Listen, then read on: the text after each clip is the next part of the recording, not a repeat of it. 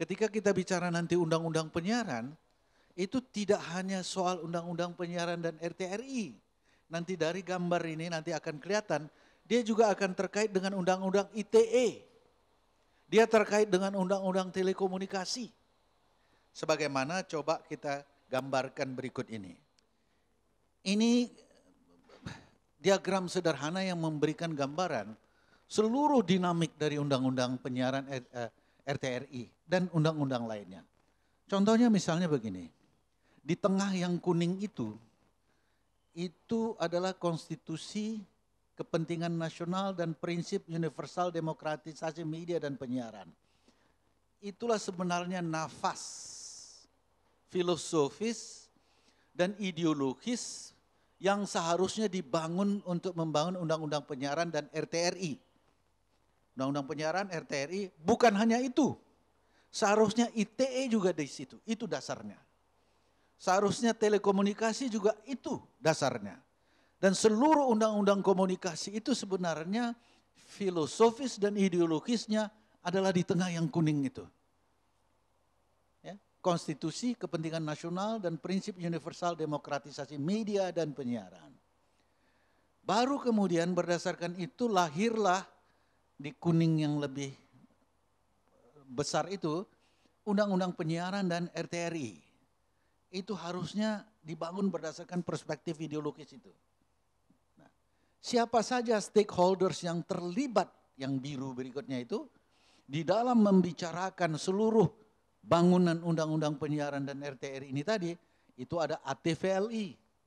Sekarang kita identifikasi ini institusinya. ATVLI itu Asosiasi Televisi Lokal Indonesia. Siapa itu Asosiasi Televisi Lokal? Ya TV-TV lokal seperti Bali TV, Jawa TV, Kompas TV, di situ tuh masuknya.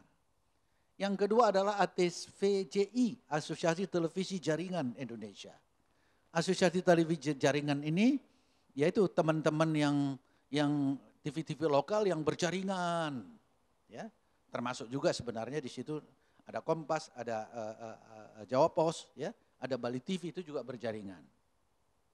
Baru ATVSI, Asosiasi Televisi Swasta Indonesia. Inilah yang kita kenal sangat dominan itu 10 stasiun televisi, ya, induk yang berjaringan ke seluruh Indonesia. Contohnya misalnya RCTI, ya, dan seterusnya itu. Dan anggotanya.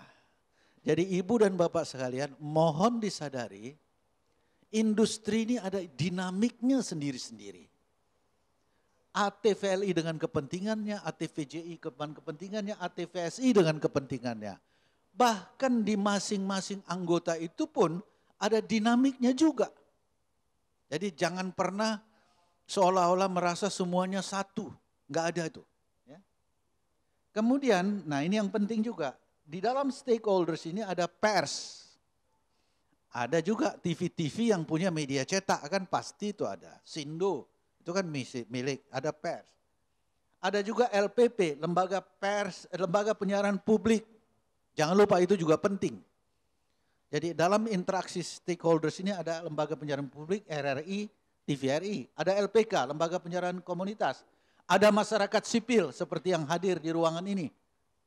Ada pemerintah, ada regulator, dan ada masyarakat. Jadi, seluruh pihak stakeholder ini berkepentingan dengan segala dinamiknya untuk membangun undang-undang penyiaran dan RTRI ini.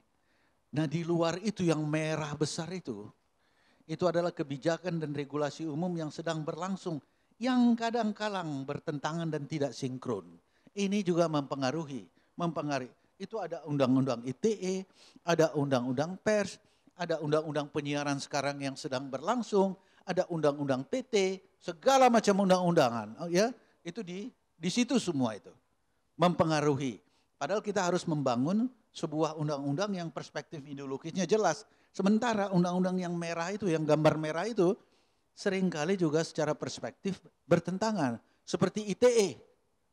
ITE itu secara ideologis itu sebenarnya bertentangan dengan freedom of expression dan freedom of speech. Itu contoh ya. Ini kira-kira gambaran sederhananya.